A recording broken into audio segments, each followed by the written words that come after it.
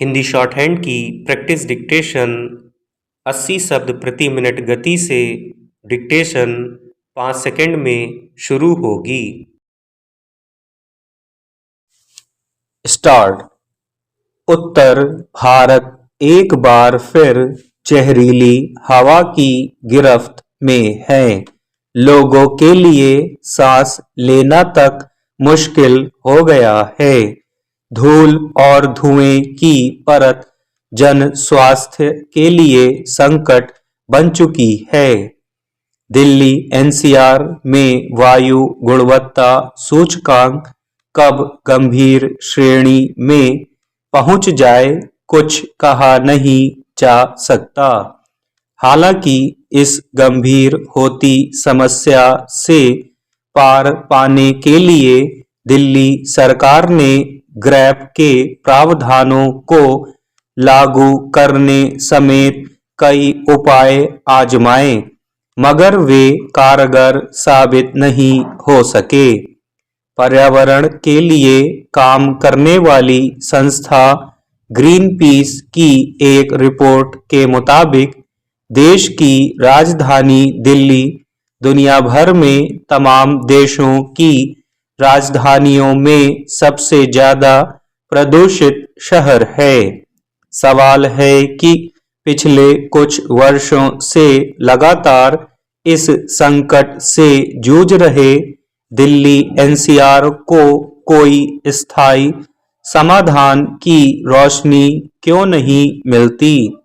कागज पर भले ही सरकार ने वायु गुणवत्ता में सुधार लाने के लिए कई कदम उठाए हैं, लेकिन इसके बावजूद प्रदूषण का स्तर लगातार बढ़ रहा है। इससे पता चलता है कि हमारे यहाँ व्यवस्था प्रदूषण को नियंत्रित करने के लिए कितनी कारगर है। इस मामले में अगर हमारे पड़ोसी देश चीन की बात की जाए तो वह भी कभी खतरनाक प्रदूषण से जूझ रहा था, मगर एक दशक के भीतर ही वह अपनी वायु गुणवत्ता में सुधार लाने में कामयाब रहा। सबसे अहम सवाल यह है कि तमाम मुश्किलों का सामना करने के बावजूद भारत दुनिया के दूसरे देशों से सबक क्यों नहीं ले रहा है। हालांकि प्रदूषण पर लगाम लगाने के लिए भारत ने कई उपाय किए हैं, लेकिन धीमी गति और जमीनी स्तर पर कमजोर प्रवर्तन की वजह से उनका प्रभाव सीमित ही रहा। वहीं चीन ने प्रदूषण को राष्ट्रीय आपातकाल मानकर तेज गति से काम किया। चीन की इस सफलता में निगरानी ने एक बड़ी भूमिका निभाई।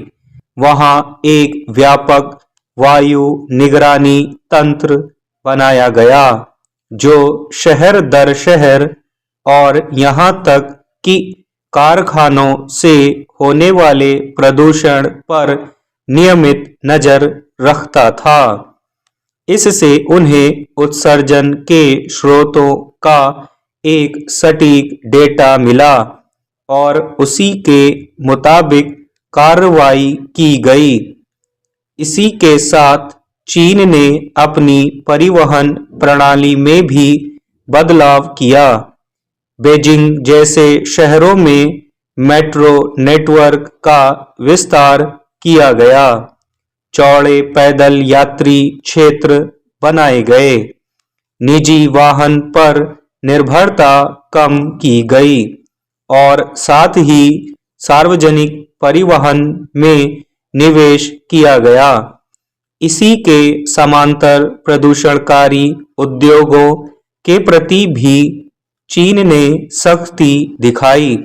ऐसे उद्योगों को स्वच्छ ईंधन और नवीकरणीय ऊर्जा की तरफ मोड़कर कोयले पर निर्भरता को भी कम किया गया।